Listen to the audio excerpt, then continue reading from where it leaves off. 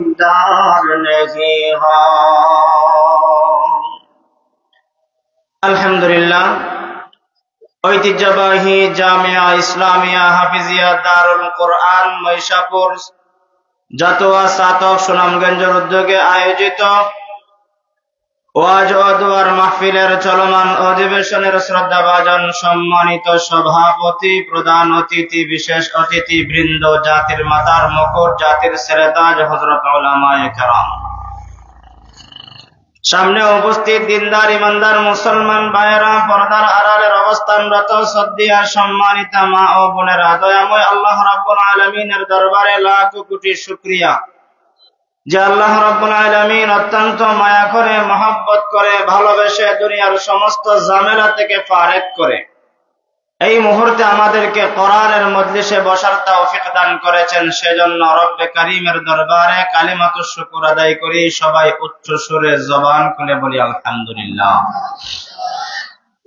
লক্ষ কোটি দরুদ ও সালাম আল্লাহ রাব্বুল আলামিনের সৃষ্টির প্রধান আকর্ষণ, বিশ্ব সভার সভাপতি, বিশ্ব মানবতার মহান শিক্ষক, সাইয়্যিদুল মুরসালিন, খাতামুন নবিয়্যিন, ইমামুল মুরসালিন, শাফিউল মুজনাবিন, দু জাহানের সরদার নবী, উম্মতের কান্ডারি নবী মুহাম্মদুর রাসূলুল্লাহ সাল্লাল্লাহু আলাইহি ওয়াসাল্লামের উপর সর্বোপরি শুকর যে আল্লাহ পাক আমাদেরকে হাজারো ব্যস্ততাকে উপেক্ষা করে, দুনিয়ার সমস্ত বেড়াজাল থেকে ফারেক করে, যেই সময়ে অনেক মানুষ দোকানপাটে বসা আছে, গল্পের মধ্যে সময় কাটাচ্ছে, দুনিয়ার ঝামেলার মধ্যে পড়ে আছে, সেই ঠিক মুহূর্তে আল্লাহ পাক আমাদেরকে কোরআনের সামিয়ানার নিচে বসার তৌফিক দিয়েছেন। সেজন্য আমরা খুশি না বেজার। যারা চেয়ারে বসে বসে গল্প করে তারা মনে করে আমরা জ্ঞানী, যারা দোকানে বসে বসে গল্প করে তারা মনে করে আমরা জ্ঞানী, যারা এরকম ভাবে মানুষের সমালোচনা করে, একজনের কথা আর একজনের কাছে বলে, সে নিজেকেও অনেক বড় জ্ঞানী মনে করে। কিন্তু আল্লাহর বাসায় যারা কোরআনের মজলিসে বসে আল্লাহকে স্মরণ করে, আল্লাহ পাকের জিকির করে, আল্লাহ বলেন তারাই আমি আল্লাহর কাছে সবচাইতে বড় জ্ঞানী এবং বুদ্ধিমান। সুবহানাল্লাহ। আমাদের সম্পর্কে আল্লাহ আমাদেরকে নিয়ে ফেরেশতাদের কাছে গৌরব করেন। এই যে কোরআনের মজলিস, জিকিরের মজলিস, এই মজলিসের দৃশ্য দেখে একদল ফেরেশতা আল্লাহর দরবারে যায়, গিয়া বলে আল্লাহ, জাতোয়া সাতক মহিষাপুর এলাকার মধ্যে কোরআনের মজলিস হচ্ছে, জিকিরের মজলিস হচ্ছে, ওই মজলিসের মধ্যে সাদা পাকনা দাড়িওয়ালা কিছু মুরব্বী, কিছু যুবক, কিছু তালিবুল ইলমরা আপনার নাম নিচ্ছে, আপনাকে স্মরণ করছে, আপনার জিকির করছে। আল্লাহ তাআলা ইন্নাহু আলিমুম বিদাতিস সুদূর, সব বিষয়ের উপর ক্ষমতাবান, জানেন, দেখেন, তারপরেও জিজ্ঞাসা করেন, ও আমার ফেরেশতারা, তারা কি চায়, কেন এখানের মধ্যে বসেছে? ফেরেশতারা আল্লাহকে জবাব দেয়, আল্লাহ, তারা এখানে বসেছে আপনাকে পাওয়ার আশায়। কাকে পাওয়ার আশায়? কাকে? আল্লাহকে পাওয়ার আশায়। আল্লাহ তাআলা জিজ্ঞাসা করেন, আমার কাছে তারা কি চায়? ফেরেশতারা বলে, আল্লাহ, তারা আপনার কাছে জাহান্নাম থেকে মুক্তি চায়, জান্নাত লাভের আশায় তারা আপনাকে স্মরণ করে। সুবহানাল্লাহ। আল্লাহ রাব্বুল আলামিন বলেন, ও আমার ফেরেশতারা, তোমরা না এক সময় বলেছিলা, وَإِذْ قَالَ رَبُّكَ لِلْمَلَائِكَةِ إِنِّي جَاعِلٌ فِي الْأَرْضِ خَلِيفَةً قَالُوا أَتَجْعَلُ فِيهَا مَن يُفْسِدُ فِيهَا وَيَسْفِكُ الدِّمَاءَ وَنَحْنُ نُسَبِّحُ بِحَمْدِكَ وَنُقَدِّسُ لَكَ قَالَ إِنِّي أَعْلَمُ مَا لَا تَعْلَمُونَ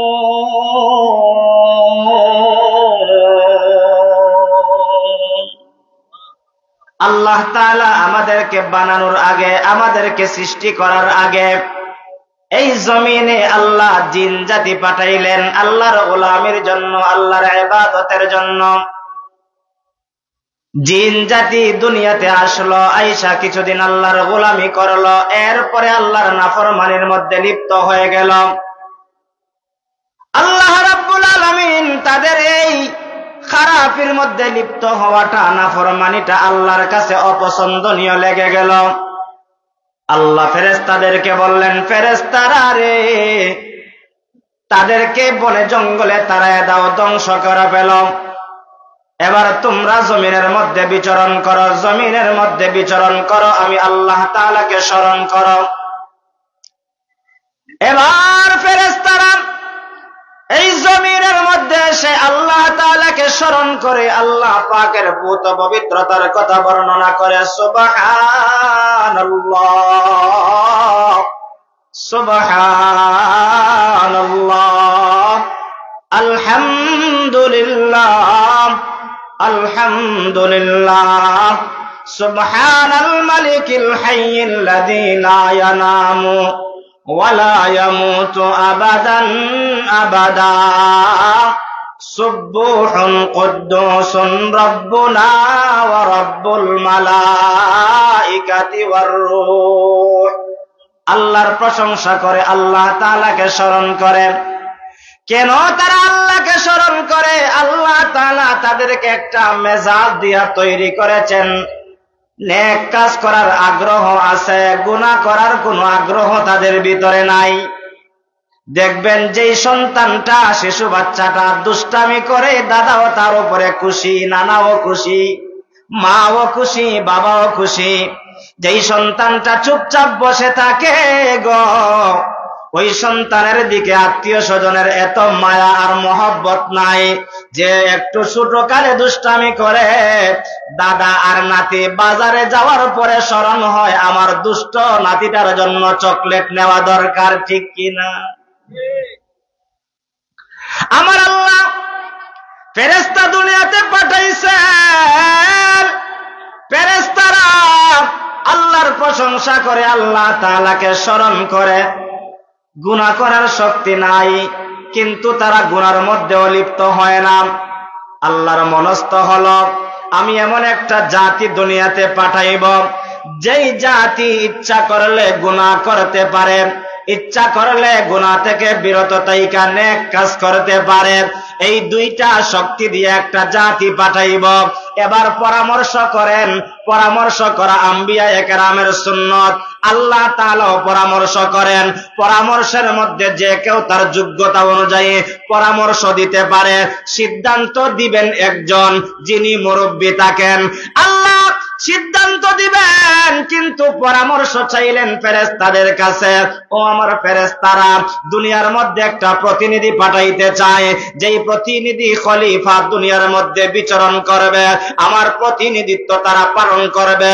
আল্লাহ তাআলার সেই কথায় ফেরেশতারা জবাব দেয়, ও আমার আল্লাহ, তাদেরকে কেন আপনি পাঠাইবেন? পূর্বের জাতির ন্যায় তারাও তো দুনিয়াতে দাঙ্গা হাঙ্গামা করবে, আপনার নাফরমানির মধ্যে লিপ্ত হয়ে যাবে, এরকম ভাবে তারা রক্তপাত ঘটাবে। আমার আল্লাহ সব কিছু জানেন, সব কিছু দেখেন।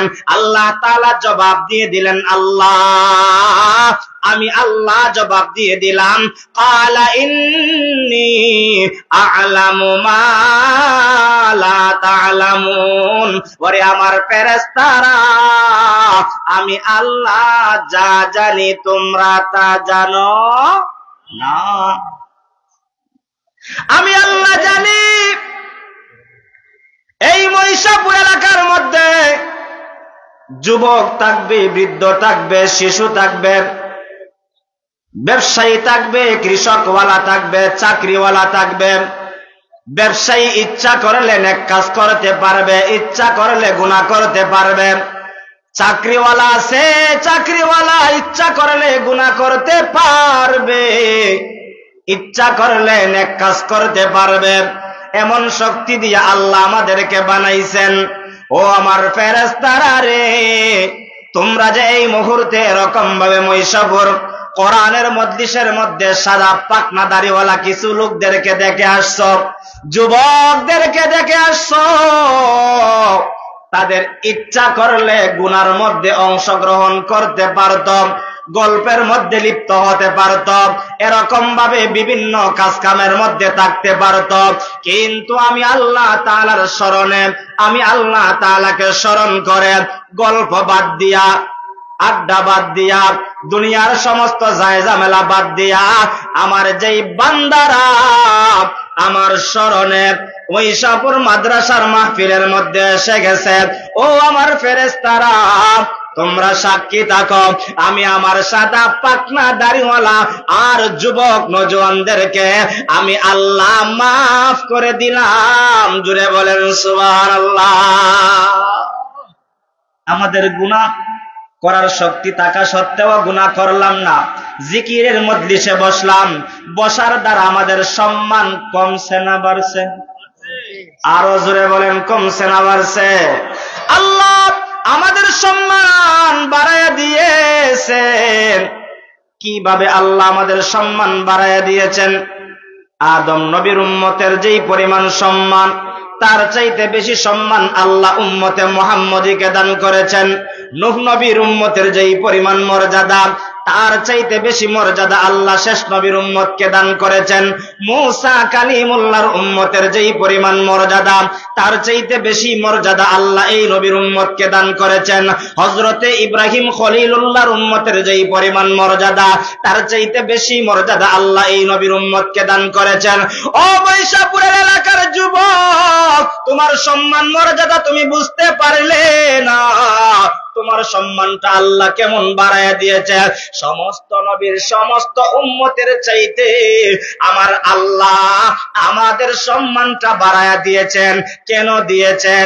একমাত্র আমরা আল্লাহর বান্দা হওয়ার কারণে, সাথে সাথে শ্রেষ্ঠ নবী মুহাম্মদুর রাসূলুল্লাহ উম্মত হওয়ার কারণে আমার আল্লাহ আমাদের সম্মান বাড়ায়া দিয়েছেন। আল্লাহু আকবার। আরো জোরে বলেন আল্লাহু আকবার। আল্লাহ সবচাইতে বড় আল্লাহ। আমার আল্লাহ আমাদের সম্মান বাড়াইছেন। দুনিয়ার চেয়ারম্যান সামান্য টাকা দিলে তার প্রশংসা করে, আল্লাহ আমাদের সম্মান বাড়াইছেন। আমার আল্লাহর প্রশংসা করা আমাদের দরকার আছে না নাই? আরো জোরে বলেন আল্লাহ আল্লাহ।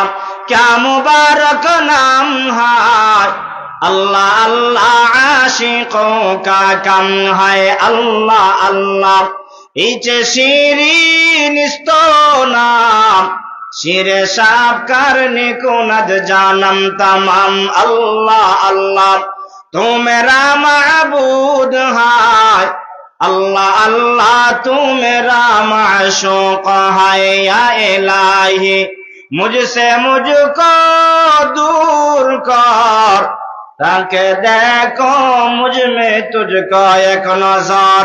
सब समय সর্বহালতে একমাত্র প্রশংসা চলবে কার? আরো জোরে বলেন কার? মুসলমানের আওয়াজ দিয়া বলি আল্লাহু আকবার। আরো জোরে বলি আল্লাহু আকবার। আমাদের আওয়াজ যদি আল্লাহর জন্য হয়, আমাদের জবানটা যদি আল্লাহর জন্য বিলীন হয়, জীবনে আপনার গলার মধ্যে ক্যান্সার হবে না, কোনো রোগ হবে না। গলাকে সমস্ত রোগ থেকে হেফাজত করবেন কে? আরো জোরে বলেন কে? তাহলে আল্লাহর দেওয়া জবান দিয়ে আল্লাহ তাআলার নামটা উচ্চারণ করলে আমাদের কোনো অসুবিধা আছে? আরো জোরে বলেন। যদি না থাকে তাহলে এবার আওয়াজ দিবেন, সামনের জায়গাটা ফুরা করবেন। এক নম্বরে আওয়াজ দিতে হবে। কি দিতে হবে? আওয়াজ দিতে হবে। দুই নম্বরে সামনের জায়গাটা পুরা করা লাগবে। ওই ফাঁকে ফাঁকে কিছু জায়গা দেখা যায়, ও পিছনের ভাই যারা আছে সামনের দিকে একটু আগাইয়া সামনের জায়গাটা পুরা করি, আর ওই একটু আগে একটু হালকা একটু আগাই, ইনশাআল্লাহ মাহফিলের সৌন্দর্য বাড়বে। আপনারা বেজার না খুশি? আরো জোরে এখন বেজার না খুশি? আচ্ছা, বেজার খেয়ে হাত তোলা দিনছেন দেখি, একটা দুইটা হাত দেখি। না না না, ওই না বুঝছে হাত তোলা দিচ্ছেন। আচ্ছা, খুশি খেয়ে হাতটা তোলা দিন। আরো জোরে হাতটা তোলা দিন। নারায়ে তাকবীর। আরো জোরে নারায়ে তাকবীর। মাশাআল্লাহ, হাতটা নামান। এখন মোটামুটি একটা সুন্দর হইছে। আওয়াজ জিগাইলে হা না কইলে একটা বালা লাগবো, আপনারাও বালা লাগবো। এবার আপনাদের আওয়াজ শুই না যারা রাস্তায় আছে তারা আইতনি না আইতো না? আরো জোরে কই না আইতনি না আইতো না? এখানের মধ্যে কার আলোচনা হয়? আল্লাহ এবং আল্লাহর রাসূলের আলোচনা। আল্লাহর মহব্বতে আবার আওয়াজ দিয়া কই আল্লাহু আকবার। আরো জোরে কই আল্লাহু আকবার। মাশাআল্লাহ। আল্লাহর পরিচয় মানুষের কাছে পৌঁছানোর জন্য আল্লাহ দুনিয়াতে নবী রাসূল প্রেরণ করেছেন। আদম নবী আইসা আল্লাহর পরিচয় দিয়েছেন, নূহ নবী আইসা আল্লাহর পরিচয় দিয়েছেন, মুসা কালিমুল্লাহ আইসা আল্লাহর পরিচয় দিয়েছেন, আদামু সফিউল্লাহ, মুসা কালিমুল্লাহ, ইব্রাহিম খলিলুল্লাহ, আমার আপনার নবী হলেন মুহাম্মাদুর রাসূলুল্লাহ সাল্লাল্লাহু আলাইহি ওয়াসাল্লাম। আমার নবী হলেন শ্রেষ্ঠ নবী। আমাদের নবী কি? শ্রেষ্ঠ নবী। শ্রেষ্ঠ নবী, শ্রেষ্ঠ কোরআন আল্লাহ শ্রেষ্ঠ নবীর কাছে নাজিল করেছেন। শ্রেষ্ঠ নবীর দিক দিয়ে শ্রেষ্ঠ নবী পাইলাম, কোরআনের দিক দিয়ে শ্রেষ্ঠ কোরআন পাইলাম, ধর্মের দিক দিয়ে শ্রেষ্ঠ ধর্ম আমরা পাইলাম। আর আল্লাহ তো আমাদের শ্রেষ্ঠ আছেন, আলহামদুলিল্লাহ। অতএব আমরা শ্রেষ্ঠ আল্লাহ পেয়েছি, শ্রেষ্ঠ ধর্ম পেয়েছি, শ্রেষ্ঠ নবী পেয়েছি, শ্রেষ্ঠ কোরআন আমরা পেয়েছি, সেজন্য আমরা খুশি না বেজার? শ্রেষ্ঠ কোরআন আল্লাহ আমার নবীর কাছে যখন নাজিল করেন, প্রথম যুগে প্রথম অবস্থায় নবীজির কাছে যখন সূরাতুল আলাকের 5টি আয়াত নাজিল হলো। আজকে যেহেতু মাদ্রাসার মাহফিল, কোরআন নিয়ে কিছু আলোচনা করতে চাই। আমার পয়গম্বর মুহাম্মদুর রাসূলুল্লাহ সাল্লাল্লাহু আলাইহি ওয়াসাল্লামের কাছে নাজিল হয়ে যাওয়ার পরে এর কিছুদিন পরে মুজাম্মিলের কিছু আয়াত নাজিল হলো, এর কিছুদিন পরে মুদ্দাসসিরের কিছু আয়াত নাজিল হলো। যখন যা প্রয়োজন আল্লাহ নাজিল করেন, নাজিল করার পরে নবীজির একটা পেরেশান ভাব দেখা যায়। কি পেরেশান? আল্লাহ জিবরিল আমিনের মাধ্যমে নবীর কাছে আল্লাহ কোরআন নাজিল করেন, নবীজি বারবার পড়েন, বারবার তেলাওয়াত করেন। আমি যদি ভুলে যাই তাহলে একটা আয়াত থেকে আমার সাহাবীরা মাহরুম হয়ে যাবে, আমার সাহাবী যদি মাহরুম হয়ে যায় তাহলে পরবর্তী যত উম্মত আসবে তারাও মাহরুম হয়ে যাবে। অতএব আয়াতে কারিমা ভুলা যাবে না, ভুলা যাবে না, বারবার তেলাওয়াত করা লাগে। এই যে মহিষাপুর এলাকার মধ্যে একটা মাদ্রাসা আছে, জামিয়া ইসলামিয়া হাফিজিয়া দারুল কোরআন মাদ্রাসা। এই মাদ্রাসার মধ্যে হিফজখানার ছাত্ররা আছে। দেখবেন হিফজখানার ছাত্ররা মাগরিবের নামাজের পরে কোরআনুল কারীম নিয়ে বসে, বৈশা বারবার একটা আয়াতকে জপে, একটা আয়াতকে স্মরণ রাখার জন্য বারবার তেলাওয়াত করে, বারবার পড়ে। পড়ার পিছনে কারণ কি? ভুলে যাওয়া নাকি স্মরণ রাখা? স্মরণ রাখা। কেন স্মরণ রাখে? উদাহরণ দিয়া বলে, আমার তো সকালবেলা হুজুরের কাছে পড়াটা শোনাইতে হবে, আমার যদি ভুল হয় হুজুর আমার উপর রাগান্বিত হবে। সেই জন্য এই মহিষাপুর এলাকার ছাত্রটা যদি বারবার তেলাওয়াত করে, বারবার তেলাওয়াত করে, আমার আল্লাহ তো হলেন শ্রেষ্ঠ আল্লাহ, শ্রেষ্ঠ শিক্ষক, শ্রেষ্ঠ নবীকে আল্লাহ কোরআন শিখাইতেছেন। কোরআন আল্লাহ তাআলার পক্ষ থেকে নাজিল করে নবীজির কাছে পাঠাইতেছেন। নবীজির এবার পেরেশান, আমি যদি আয়াতে কারিমা ভুলে যাই তাহলে আমি কিভাবে উম্মতের কাছে পৌঁছায় দিব? সেজন্য নবীজিও বারবার পড়েন, বারবার রিপিট করেন। নবীজির দৃশ্য দেইকা, নবীজির পেরেশান দেইকা আমার আল্লাহ আমার নবীর কাছে এবার আয়াতে কারিমা নাজিল করে জানায় দিলেন, লা তুহাররিক বিহি লিসানাকা লিতাজালা বিহি ইন্না আলাইনা জামআহু ওয়া কুরআনা। নবীজি আপনার জিহ্বা নাড়াইতে হবে না, ঠোঁট নাড়াইতে হবে না, পেরেশান হওয়া লাগবে না। জিবরিল আমিন আয়েশা আপনার কাছে কোরআন নিয়ে আসবে, আপনি কেবলমাত্র শ্রবণ করবেন। আপনার অন্তরে বসায় দেওয়া আমি আল্লাহর দায়িত্ব, আপনার জবান দিয়া বের করা কার দায়িত্ব? আরো জোরে বলেন। আল্লাহ জিম্মাদারি নিলেন যে আপনার কলবে বসায় দেওয়া আমি আল্লাহর জিম্মাদারি, আমি আল্লাহর দায়িত্ব। আপনার টেনশন করতে হবে না, আপনার জবান দিয়া বের করাও আমি আল্লাহ তাআলার দায়িত্ব। ও ভাই, আপনাদের কাছ থেকে জানতে চাই, এই মহিষাপুর এলাকার মধ্যে যে মাদ্রাসা আছে, দারুল কোরআন মাদ্রাসার ছাত্ররা হাফেজে কোরআন হয়, এমনও কিছু ছোট্ট ছোট্ট ছাত্ররা আছে যেই ছাত্রটা নিজের কাপড় নিজে ধৌত করতে পারে না, নিজের লঙ্গিটা পরিপূর্ণভাবে পরিধান করতে পারে না, পাঞ্জাবির বুতামটাও ঠিক মতো লাগাইতে পারে না, এমনও ছাত্র আছে 20 পারা 25 পারা পুরা কোরআন শরীফ মুখস্থ করে। আছে না নাই?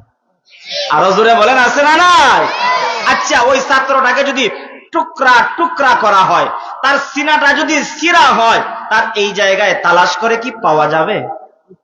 কিচ্ছু পাওয়া যাবে না। কিন্তু ওই জায়গাটার মধ্যে আল্লাহ কুদরতি ভাবে সংরক্ষণ করার জিম্মাদারি রেখেছেন কে? আরো জোরে বলেন, কে? আল্লাহ জিম্মাদারি রেখেছেন। তাওরাত কিতাবের জিম্মাদারি আল্লাহ নেন নাই, জবুর কিতাবের জিম্মাদারি আল্লাহ নেন নাই, ইনজিল কিতাবের জিম্মাদারি আল্লাহ নেন নাই, মহাগ্রন্থ আল কোরআনের জিম্মাদারি নিয়েছেন আল্লাহ। সংরক্ষণ রাখবেন আল্লাহ, হেফাজত রাখবেন একমাত্র কে?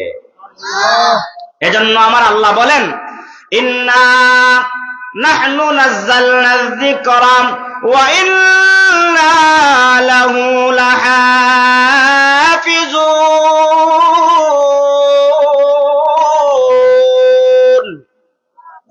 আল্লাহু আকবার বলতেন না? আরো জোরে বলেন আল্লাহু আকবার, আরো জোরে বলেন আল্লাহু আকবার। ও মুসলমান, আমার আল্লাহ জানায় দেন, তাওরাত কিতাবের জিম্মাদারি আমি নেই নাই, বান্ডিং আকারে নবীদেরকে দিয়েছি, জিম্মাদারি তাদের হাতে। জবুর কিতাব দিয়েছি, জিম্মাদারি তাদের হাতে। এরকম ভাবে ইনজিল কিতাব দিয়েছি, জিম্মাদারি তাদের হাতে। কিন্তু কোরআন আমি আল্লাহ তাআলা নবীর কাছে দিয়েছি, কিন্তু জিম্মাদারি নবীর হাতে নয়। জিম্মাদারি এবং হেফাজতের সংরক্ষণের দায়িত্ব রেখেছেন কার হাতে? আল্লাহর হাতে। আল্লাহ কোরআনের জিম্মাদারি রেখেছেন। সেজন্য আজ যদি কেউ কোরআনের আয়াত পরিবর্তন করতে চায়, আজ যদি কেউ কোরআনের অক্ষর পরিবর্তন করতে চায়, আজ যদি কেউ কোরআনের একটা নকতা পরিবর্তন করতে চায়, আজ যদি কেউ কোরআনের একটা জের জবর পরিবর্তন করতে চায়, কেউ পারে নাই আর কেউ পারবেও। দুনিয়ার কত বড় বড় প্রভাবশালীরা এসেছে দুনিয়াতে, কোরআনের বিরোধিতা করেছে, কিন্তু সে নিজে ধ্বংস হয়েছে, কোরআনের কিছু হয়। আমাদের এক উস্তাদ উদাহরণ দিতেন, পাহাড় চিনেননি? পাহাড়, কোন বুকা যদি মনে করে তার মাথাটা বিশাল বড়, এই মনে করে পাহাড়ের মধ্যে গিয়া ধাক্কা দেয়, ধাক্কা দিয়া কয় যে আমি সিলেটের বড় পাহাড়টা ভেঙে ফেলবো। এই যেরকম ভাবে বুকা পাহাড় ভাঙতে পারবে না, তার মাথা কত বিক্ষত হবে, ঠিক তেমনি ভাবে যারা কোরআনের বিরোধিতা করবে তারাই ধ্বংস হবে, তাদেরকে আল্লাহ ধ্বংস করবেন। কোরআন ছিল, কোরআন আছে, কোরআন কিয়ামত পর্যন্ত থাকবে। কোরআনের একটা বিন্দু মাত্র পরিমাণ অক্ষরের পরিবর্তন করতে পারবে না। জোরে আওয়াজ দিয়া বলুন ঠিক কিনা? 1847 খ্রিস্টাব্দে ইংরেজরা কোরআনের বিরোধিতা করতে গিয়া 1 কপি আর 2 কপি নয়, 3.5 লক্ষ কোরআনের কপিকে তারা জ্বালায় দেওয়ার চেষ্টা করেছে। কোরআনের লাইব্রেরি তারা জ্বালায় দিয়েছে। এক পর্যায়ে জ্বালায় দেওয়ার পরে এক আলেম ডাক দিয়া বলে, ও ইংরেজরা শোনো, তোমরা কেন কোরআনের লাইব্রেরি জ্বালাইতেছ? বলে, কোরআনের লাইব্রেরি জ্বালাইতেছি এই কারণে, আমরা কোরআনের মিশন বন্ধ করতে চাই, কোরআনের আলো বন্ধ করতে চাই, কোরআনের তেলাওয়াত বন্ধ করতে চাই। বলে, তুমি লাইব্রেরি জ্বালাইতে পারো? তুমি জানো ভারতবর্ষের মধ্যে এমন কিছু মাদ্রাসা রয়েছে, এমন একটা জায়গা রয়েছে যেই জায়গার মধ্যে প্র্যাকটিক্যালে কোরআন শিক্ষা দেওয়া হয়। লাইব্রেরি জ্বালাইতে পারবা? কোরআনের প্র্যাকটিক্যালের জায়গা তুমি জ্বালাইতে পারবে? বলে, আচ্ছা ঠিক আছে, আমরা দেখাও। এবার দেখানোর জন্য তাকে একটা হেফজখানা মাদ্রাসায় নিয়ে যাওয়া হলো। এই যে আপনাদের মহিষাপুর দারুল কোরআন মাদ্রাসা আছে না, এইরকম একটা মাদ্রাসার মধ্যে হুজুর নিয়ে গেলেন। নিয়ে গিয়ে তারা দেখাইলেন, দেখায় বললেন, দেখো না, তারা তো কোরআন শরীফ সামনে রাইকা রাইকা পড়তেছে, এটা তো দেইকা রাইকা তারা শিখতেছে। বলে, আচ্ছা ঠিক আছে, এটা শিখার পরে কি করে? বলে তারা এমন একটা জায়গায় সংরক্ষণ কইরা রাখে, এমন একটা জায়গায় তারা সেটাকে বসায় রাখে, সেটা কেউ জ্বালাইতে পারে না, সেটা কেউ পুরাইতে পারে না, সেটা কেউ ধ্বংস করতে পারে না। আমরাও জানাই দিতে চাই, কোরআনের বিরোধিতা করতে পারবা, আল্লাহ এবং আল্লাহর রাসূলের বিরোধিতা করতে পারবা। বিরোধিতা করলে তোমার সময় নষ্ট হবে, কিন্তু কোরআনের বিরোধিতা কইরা তুমি ধ্বংস হইবা। আল্লাহর কোরআনের বিরোধিতা কইরা কোনো কিছুই তুমি করতে পারবা না, কোনো কিছুই করতে পারবা না। জোরে বলুন ঠিক কিনা? ওই নাস্তিক এবার দেখে, ওই ইংরেজ এবার দেখে যে ওই হাফেজে কোরআন কিভাবে সংরক্ষণ করে রাখলো। বলে আমরা তো ইতিপূর্বে তাওরাতের বহুত আলেম দেখেছি, বহুতের কথা শুনেছি, কিন্তু তাওরাত কিতাব তো বিকৃত হয়ে গেল, জবুর কিতাব তো বিকৃত হয়ে গেল, ইনজিল কিতাব তো বিকৃত হয়ে গেল, কোরআন যে বিকৃত হয় নাই তার প্রমাণ কি? তার প্রমাণ হলো যে লাইব্রেরি জ্বালানো যাবে, কিন্তু যেই কোরআন অন্তরের ভিতরে সংরক্ষণ করা যায় ওই জায়গার মধ্যে একটু বিন্দু মাত্র পরিমাণ কোনো পরিবর্তন হয় না। বলে প্রমাণ দেখাও। একজন হুজুর ছাত্রকে ডাইকা আনলো, আইনা দাঁড় করায় দিল, বলল তুমি সূরাতুল ফাতিহা আলহামদুলিল্লাহি রাব্বিল আলামিন থেকে তেলাওয়াত আরম্ভ করো। ওই ছোট্ট বাচ্চাটা তেলাওয়াত করতে আরম্ভ করলো। তেলাওয়াত করতে করতে মিনাল জিন্নাতি ওয়ান নাস পর্যন্ত যখন শোনায় দিল, ইংরেজের মাথা এবার উঁচু হয়ে বলতেছে, আমি তো এতদিন ভুলের পথে ছিলাম, আমি আর ভুলের পথে থাকতে চাই না। যেই কোরআনের পাতা আমরা জ্বালাইতে পারলাম, কিন্তু কোরআনকে তো আমরা জ্বালাইতে পারলাম না। কোরআন তো আল্লাহ সংরক্ষণ করে রেখে দিয়েছেন। অতএব ওই কোরআনের কাছে আত্মসমর্পণ করে ওই ইংরেজের দালাল কালেমা পড়ে মুসলমান হয়ে গিয়েছে। এজন্য কোরআনের সংস্রবে আসলে পরে একটা মানুষের জীবন পরিবর্তন হয়ে যায়। আর কোরআনের বিরোধিতা দূর থেকে করা যায়, কাছে আসলে বোঝা যায় কোরআন যে কেমন চম্বক, কোরআন যে কেমন আকর্ষণ। কোরআনের বিরোধিতা করছে যারা ধ্বংস হয়েছে তারা, আর কোরআনের সংস্রবে আসছে যারা তাদের ইজ্জত আর সম্মান বাড়াইয়া দিয়েছেন একমাত্র কে? কথার কথা, মাদ্রাসার মধ্যে আপনার ঘরের ভিতরে রাওয়াল আছে না নাই? যে রাওয়ালের মধ্যে আমরা কি পড়ি? কোরআনুল কারীম রাইকা তেলাওয়াত করি। এই রাওয়ালটা যদিও কাঁঠাল গাছের একটা কাঠ, যদিও জাম গাছের একটা কাঠ, অথবা সেগুন গাছের একটা কাঠ, কিন্তু সেগুন গাছের মধ্যে পাও লাগলে ওই তার মিস্ত্রির ঘরের মধ্যে কেউ সালাম করে না। আপনার ঘরের ভিতরে যে কাঠটা রাখলেন, যে কাঠের মধ্যে সকাল সন্ধ্যা ঘুমাইলেন, দামি কাঠ, যতবার পাও লাগে একবার কিতা সালাম করছেননি? সালাম করি না। কেন না? এটার এই পরিমাণ মর্যাদা নাই। কিন্তু পক্ষান্তরে ওই কাঠের টুকরার মধ্যে কোরআন রাখার কারণে, কোরআনের সংস্রব পাওয়ার কারণে কাঠের টুকরার এত দাম হয়ে গেল, জানাবশত না অজানাবশত তার পা লেগে গেলে সে একবার চুমু খায়, দুইবার মুখের মধ্যে লাগায় আর বলে ইন্না লিল্লাহি ওয়া ইন্না ইলাইহি রাজিউন, ভুল করে ফেলেছি। এমনও গ্রামগঞ্জে একটা অবস্থা হয় কি জানেন? আমি দেখেছি রাওয়ালে পা লাগলে অথবা কোরআনে পা লাগলে কয় হুজুর কি করতাম, কাফারা কি দিতাম? বলে কি বলে না? আগের খেলা কিছু নোয়াখালী হুজুর হল আসলে আমরা শুনছি যে হয়তো কি তা যতক্ষণ উপর থেকে কোরআন শরীফ পড়ছে অথবা রাওয়াল পড়ছে এই পরিমাণ চাউল দেওয়া লাগবো অথবা এই পরিমাণ টেকা দেওয়া লাগবো। বয় দেখাইয়া এরকম ভাবে হইছে, কিন্তু আপনার ভুলে হয়ে গেছে, আপনি আল্লাহর কাছে তওবা করবেন, আল্লাহ মাফ করে দিবে। এই পরিমাণ চাউল দেওয়ার কোনো দরকার নাই। এটা একটা প্রথা। এই কুপ্রথাকে আমাদের বাদ দিতে হবে কি হবে না? শুনছেন না আপনারা এরকম ভাবে অতখান উসার থেকে ফেলাইলে বলে এই পরিমাণ চাউল দেওয়ান লাগে, শুনছেন না? আপনারাও যে শুনে দেখেন, আমরাও শুনছি। আগে তো হুজুরদের সংখ্যা কম ছিল, এক হুজুরে 3-4 গ্রাম চালাইতো, আর এই হুজুরের মানুষের তোকে এবার করতো একটা অন্যায় ওই গিলিয়া। যাই হোক, এই কথাটা বলতেছিলাম, কাঠের রাওয়াল, কিন্তু সেটাই ফাও লাগার কারণে অজানাবশত সম্মান করে কি করে না? করেনি না? করে না। কেন করে? কোরআনের সংস্রবে লাগার কারণে। কোরআনের মধ্যে আমরা বস্তুনি লাগাই কি লাগাই না? লাগাই নে, বস্তুনি লাগাই। দামি কাপড় দিয়ে না, নরমাল কাপড়, একদম নরমাল কাপড়। কয় বাজারে 35 টাকা গোছ কোনো কাপড় আসেনি, কয় আরো কোনো কম দামি কোনো কাপড় আসেনি। কিন্তু তার ঘরে যে একটা টিভি আছে, টিভির মধ্যে কাপড়টা লাগাইবার সময় জিগায় সবচাইতে দামি মার্কেটও যায়, গিয়া হয় টিভির বস্তুনি বা টিভি ডাক না করার কোন পর্দা আসেনি, বালাটা দিও, 2 নম্বরটা দিও না। আমার ঘরে গেস্ট আসলে আইসা যদি দেখে নরমাল কাপড়ের, তাহলে তো আমার ইজ্জত যাইব। দেখেন এত দামি কাপড় লাগাইলো, এই পর্যন্ত টিভির পর্দাকে সালাম করছেনি? সালাম করে নাই। পক্ষান্তরে 30-35 টাকা গজ কাপড় দিয়া, আপনি মার্কিন কাপড় দিয়া একখানা কোরআনের বস্তুনি লাগাইলেন, আর এই বস্তুনিটা লাগানোর পরে দেখা যায় যদি ফাউ লাগি যায়, বারবার সালাম করি। আর এই বস্তুনিটা লাগার কারণে এই বস্তুনিটাকে আমরা এত পরিমাণ সম্মান করি, যেই পরিমাণ সম্মান অন্য কাপড়কে করি না। ও মুসলমান, 1 নাম্বার উদাহরণ দিলাম, কাঠের সঙ্গে লাগার কারণে কাঠের দাম বেড়ে গেল, কাপড়ের সঙ্গে লাগার কারণে, কাপড়ের পরিধান করার কারণে কাপড়ের দাম বেড়ে গেল। মানুষ যদি কোরআনের সংস্রবে এসে যায়, ওই মানুষটার সম্মান মর্যাদা বাড়বে কি বাড়বে না?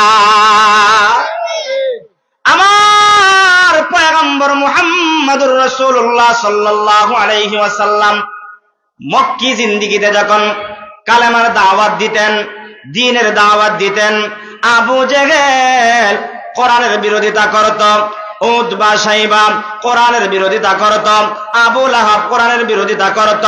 দূর থেকে কোনো মানুষ আসলে তাকে বলতো কোরআনের দ্বারে কাছে যায় না, মুহাম্মদের দ্বারে কাছে যায় না। মুহাম্মদ এমন কিছু কথা বলে যেই কথার দ্বারা আকর্ষণ করে মানুষ তার দলভুক্ত হয়ে যায়। আচ্ছা ঠিক আছে, আমরা যাব না, আমরা যাব না, আমরা মক্কায় যেখানে আসব সেখান থেকে আবার চলে যাব। ঘটনাক্রমে একজন ব্যক্তির কথা বলতে চাই, কিতাবের মধ্যে এসেছে, আল বিদায়া ওয়ান নিহায়া কিতাবের মধ্যে এসেছে, আল্লাহর বান্দা, যে আল্লাহর বান্দার বাড়ি ছিল দাউস গোত্রের মধ্যে, যার নাম ছিল তুফাইল ইবনে আমর দাউসি। সাধারণ কোন ব্যক্তি ছিলেন না, ব্যক্তিটা সাহিত্যিক মানুষ ছিলেন, শিক্ষিত মানুষ ছিলেন, জ্ঞানী মানুষ ছিলেন। জ্ঞানী মানুষের মর্যাদা সম্মান এলাকার মধ্যে আছে না নাই? আরো জোরে বলেন। তুফাইল ইবনে আমর দাউসি দাউস গোত্র থেকে ইচ্ছা হলো কানায় কাবাকে তাওয়াফ করবেন। এবার যখন তিনি মক্কায় প্রবেশ করবেন, এমন সময় আবু জেহেলের সঙ্গে সাক্ষাৎ হয়ে গেল। আবু জেহেল ডাক দিয়া কয়, মক্কায় আসছো ভালো কথা, তাওয়াফ করবা ভালো কথা, কিন্তু কানায় কাবার পাশে আমাদের ভাতিজা, আমাদের বংশের লোকটা বসা আছে, তার দ্বারে কাছে যাইবা না। আচ্ছা ঠিক আছে, যাব না, তাহলে কি করতে হবে? এবার আবু জেহেল ডাক দিয়া বলে, তুমি তো বলছো যাবা না, কিন্তু তার জবান দিয়া এমন কিছু তেলাওয়াত করে, তেলাওয়াতের আওয়াজ যদি তোমার কানে পৌঁছে যায়, তোমার এমনিতেই মন চাইবে তার কাছে যাইতে। তেলাওয়াতের একটা আকর্ষণ আছে। এবার ওই তেলাওয়াত থেকে কিভাবে বাঁচতে হবে, এবার আবু জেহেল পন্থা বুদ্ধি শিখায় দেয়। আমাদের সমাজের মধ্যেও বাজারে মাগনা বুদ্ধি শিখায়, মাগনা বুদ্ধি শিখায় কয়, ওয়াজ মাহফিল বেটা যাইস না, গিয়া কিতা করতে, সারা জীবন ওয়াজ শুন না, কয়জন বালা মানুষ হইছে, এরকম কথা কয়নি না? কয় না? হয়নি। কিন্তু এরপরেও কোন মানুষ যদি আসে, আইসা যদি বরুণার পীর সাহেবের সহবত পেয়ে যায়, আর আল্লাহ ওয়ালার চেহারার দিকে তাকানোর সঙ্গে সঙ্গে এমন হাজারো মানুষের জীবন পরিবর্তন হয় কি হয় না? আরো জোরে বলেন, হয় কি হয় না? আবু জেহেল কয়, যাইবাই তো বালা কথা, গিয়া যদি মুহাম্মদের মুখের আওয়াজ শুনে পেল, অতএব মুখের আওয়াজ কিভাবে তোমার কান পর্যন্ত না পৌঁছে, একটু বুদ্ধি নেও। এও বুদ্ধি বেছে। বুদ্ধিটা কিভাবে দিল? একটা তুলা লইবাই, তুলাটা টুকরা করবাই, কইরা 2 খানের মধ্যে প্রবেশ করাইবাই, যাতে করে তোমার কানগুলো বন্ধ হয়ে যায়, ডান বামের কোন আওয়াজ যাতে তোমার কানের মধ্যে না পৌঁছে। আচ্ছা ঠিক আছে, তুমি তো ভালো বুদ্ধি দিয়েছ, তোমার বুদ্ধিটাকে গ্রহণ করা হলো। এবার বুদ্ধিটা গ্রহণ করার পরে তুফাইল ইবনে আমর দাউসি এবার আল্লাহর ঘরকে তাওয়াফ করার জন্য রওনা হয়ে গেলেন। একটা চক্কর দিলেন, 2টা চক্কর দিলেন, যত চক্কর দেয় ততই খালি কাছাকাছি আসে, কাছাকাছি আসে, কাছাকাছি আইসা এক পর্যায়ে একবারে কাছাকাছি চলে আসলো।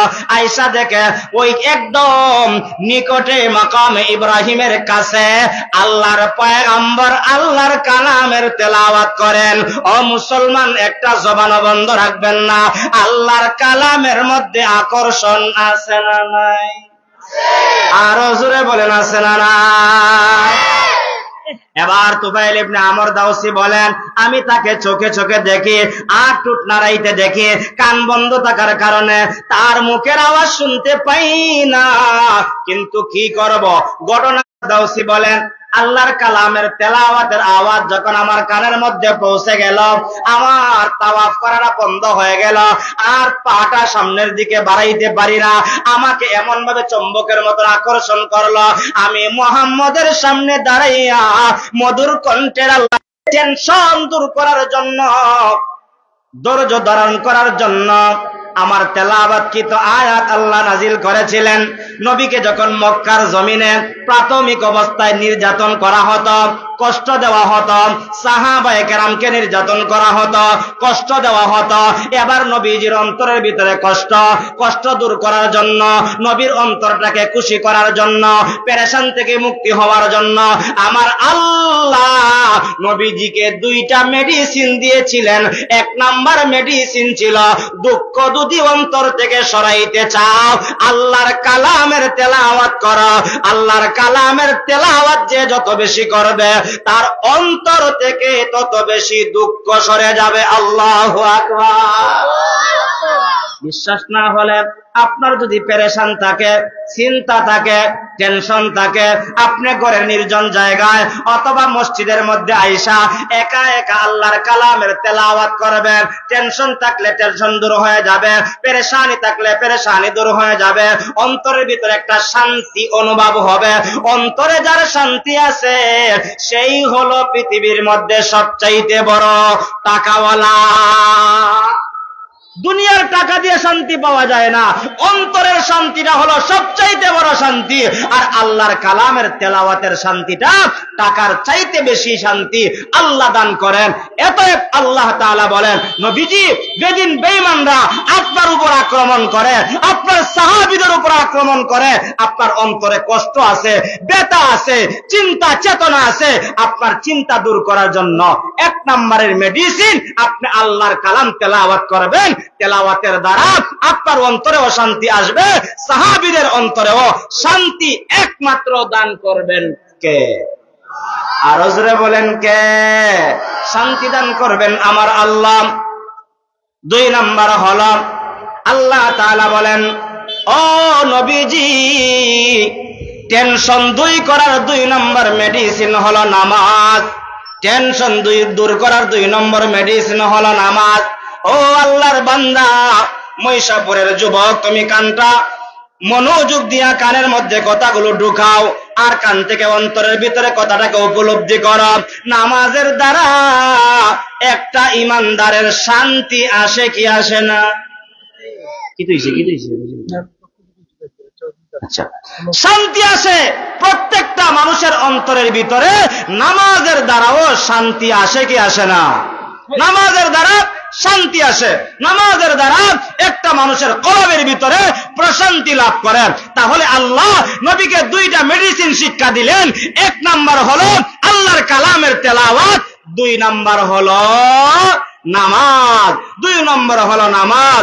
এই দুইটা জিনিস যদি আমি আপনিও হাসিল করতে পারি, দুইটা জিনিসকে প্রাধান্য দেই, তাহলে আমার আপনার ব্যক্তি জীবন, সামাজিক জীবনে যত পেরেশানি আছে, যত অশান্তি আছে, দুইটা মেডিসিনের মাধ্যমে আল্লাহ তাআলা পেরেশানি দূর কইরা শান্তির জিন্দেগি দিতে পারেন কি পারেন না?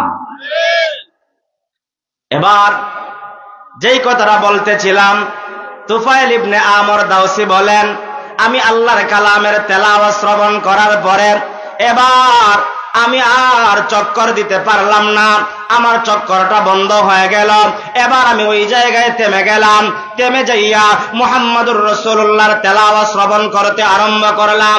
তেলাওয়াত শ্রবণ করতে করতে এক পর্যায়ে আমি যখন তার মুগ্ধ হয়ে গেলাম তেলাওয়াতের, এবার আর দেরি করলাম না, মুহূর্তের ভিতরে আমি মুহাম্মদের হাতে হাত রাইখা ঈমানের কালেমা পড়ে মুসলমান হয়ে গেলাম। আল্লাহু আকবার, নারে তাকবীর, আরো জোরে নারে তাকবীর।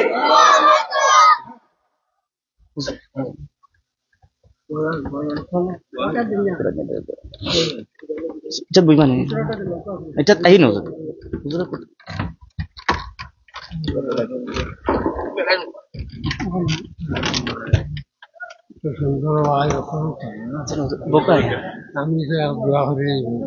আচ্ছা বই মানে আপনি এলাকাবাসী প্রধান আকর্ষণ হযরতুল আল্লামা শেখ মোহাম্মদ বিন ইদ্রিস সাহেব লক্ষ্মীপুর হুজুর আমাদের স্টেজে উপস্থিত হয়ে গেছেন। আমরা অযথা ঘোরাফেরা না করিয়া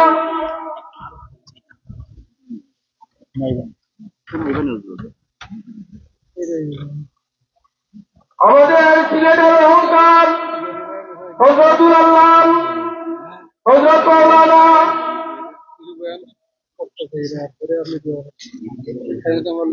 মুশাহিদ সাহেব দাওয়াত বরকাতুহুল্লাহ, মুশাহিদ সাহেব বাইপুরি রহমতুল্লাহ আলাইহি